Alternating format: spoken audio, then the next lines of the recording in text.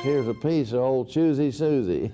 A few chunks of twisted metal mailed from Germany to East Tennessee veteran Jim Talley rocketed him back in time. That was quite a surprise. I never thought I'd ever see a piece of 055 or Choosy Susie again as long as I live, and there it is, yes. Choosy Susie was a B-17 bomber, and the last time this World War II navigator saw his plane, he just bailed out. Choosy Susie was awash in flames on her way down. The flight was going along well until we came under heavy anti-aircraft attack, and it severed a bunch of electrical lines. It caused shortages. It burned through an oxygen line.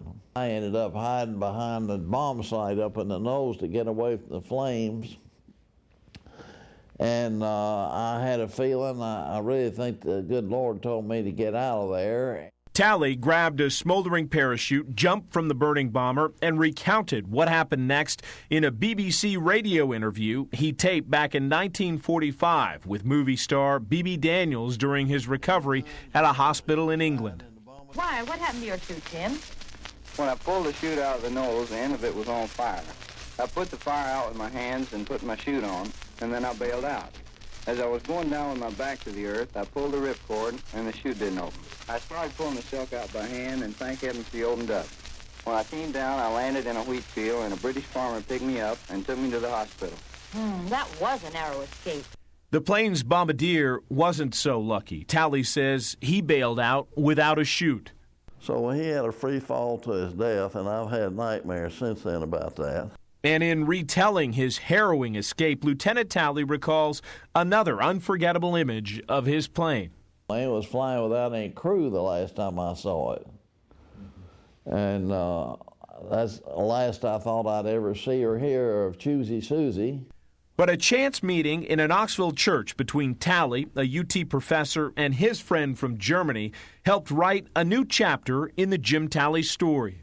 And it's interesting, this German friend had a real respect for the American Air Force. And he said, if you can get certain information from Jim, I might be able to get him some parts of that plane. Professor Craig Risberg's friend Volker Trapman then launched an historic treasure hunt. There are collections of military artifacts all over Germany. And it didn't take long, just 6 months, for a man who also happens to be the son of a commandant in Hitler's German Air Force to track down a few bits of history for his father's sworn enemy, American flyer Jim Talley.